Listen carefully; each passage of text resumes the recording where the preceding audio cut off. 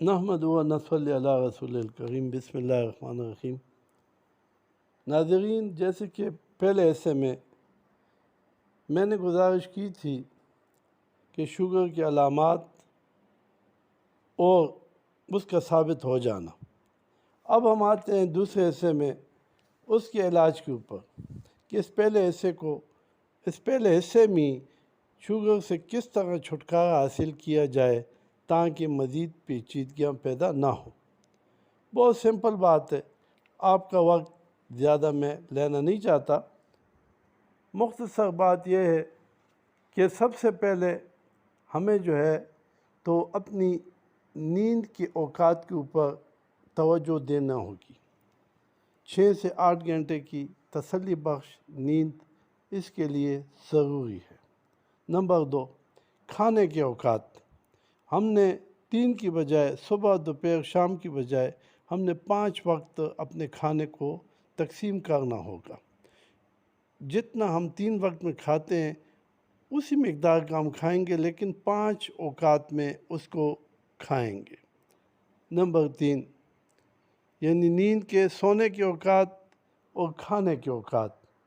پھر کھانے میں تھوڑی سی توجہ دینی۔ کس چیز کے اوپر توجہ دینی؟ کہ ہم نے سفید چیزیں یعنی چینی کا استعمال بالکل نہیں کرنا، اس کے ساتھ سفید آٹے کا استعمال ہم نے بالکل نہیں کرنا، اور اس کے ساتھ ہم نے چاول کا استعمال کم سے کم کرنا ہے، اور ہم نے چکنائی کا استعمال کم سے کم کرنا ہے۔ ہم نے نمک کا استعمال بھی اعتدال کے ساتھ اور ضرورت کے مطابق کم سے کم کرنا ہے۔ یہ تو ہو گئی ہماری کھانے کی ترتیب۔ اب ہم آتے ہیں کہ اس چیز کا جب انسولین کم بنتی ہے تو اس کون سے ایسا طریقہ اختیار کیا جائے کہ جس کی وجہ سے یہ کمی پوری کی جائے۔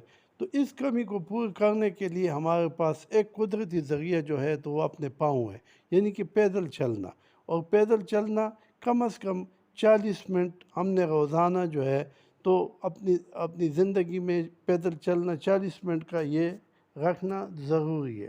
بہترین وقت فجر کی نماز پڑھ کے یا فجر کی نماز سے پہلے اگر چلا جائے تو یہ دل کے لیے بھی اور یہ باقی جسم کے لیے بھی بہت زیادہ مفید ہے۔ اور اگر کوئی مجبوری ہو اور صبح کی سیر ہم نہیں کر سکتے تو دن کے اوقات میں مسلسل 40 منٹ جو ہے چلنا یہ بہت ہی ضروری ہے۔ خاص بالخصوص اگر صبح نہیں ہو سکتا تو پھر عشاء کے کھانے کے بعد اس چلنا جو ہے یہ بہت زیادہ ضروری ہو جاتا ہے۔ جب یہ احتیاطیں ہم کرنے لگے تو انشاءاللہ یہ بات میں دعوے کے ساتھ کہہ سکتا ہوں اور کہتا ہوں کہ آپ کا جو ابتدائی مرحلہ ہے، جیسے کہ شوگر پیدا ہوا تھا، انشاءاللہ ویسے یہ غائب بھی ہو جائے گا اور یہ ختم بھی ہو جائے گا۔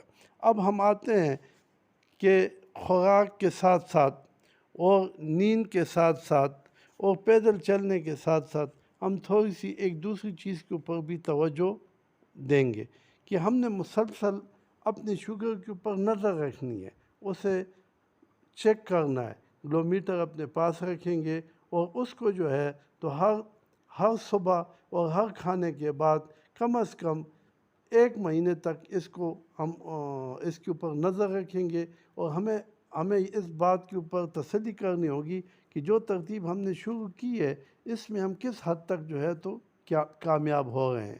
اگر ان تمام تدابیر کے باوجود ہم کامیابی جتنی ہماری توقع ہے اس سے کم ہو تو پھر ہمیں کیا کرنا ہوگا؟ پھر کچھ ایسی چیزیں ہیں جس کی کھانے کی وجہ سے ہماری شوگر کے اوپر کنٹرول کرنے میں اثرات پڑیں گے۔ مثال کے طور پہ ہم نے جو ہے تو کچھ ایسے پھل کھانے ہیں، یعنی امرود کا کھانے کے 2-3 گھنٹے بعد، آڑو کا کھانے کے 2-3 گھنٹے بعد، یہ بھی ہمارے شوگر کے اوپر اس کے اچھے اثرات مرتب ہوں گے۔ اس طرح بادام کا کھانا صبح ناشتے سے پہلے، یہ بھی 2-4 گری بادام کی لینا جو ہے تو یہ بھی بہت بہتر ہے صبح ناشتے سے پہلے. یا کچھ ایسی اور ٹوٹکے ہیں، کچھ دیسی مختلف ادویات ہیں جس کے لینے ضرورت کے مطابق اگر ہم لے لیتے ہیں تو وہ بھی اس پہلے مرحلے کے لیے انتہائی مفید ہے. امید ہے کہ آپ کو ہماری باتیں پسند آئی ہوں گی، اور اگر آپ اس کے اوپر انشاءاللہ عمل کریں گے تو ہمیں کسی اور چیز کی ضرورت نہیں، صرف دعاؤں کی ضرورت ہے. اور ساتھ ہم آپ کو یہ نہیں کہتے کہ یہ کریں وہ کریں، ایک کام کریں، اس کو زیادہ سے زیادہ شیئر کریں اپنے دوستوں کو، رشتہ داروں کو، ثواب کی نیت سے ان تک بھی یہ بات پہنچائے تاکہ وہ بھی اس موذی مرض سے چھٹکارا حاصل کر سکے. والسلام. اب اس کا تیسرا حصہ بھی انشاءاللہ بہت جلد آپ کے سامنے ہوگا. جب سٹیج دوسرا اور تیسرا آئے گا تو اس کے مریضوں کے لیے بھی خوشخبری انشاءاللہ آپ کو ملے گی.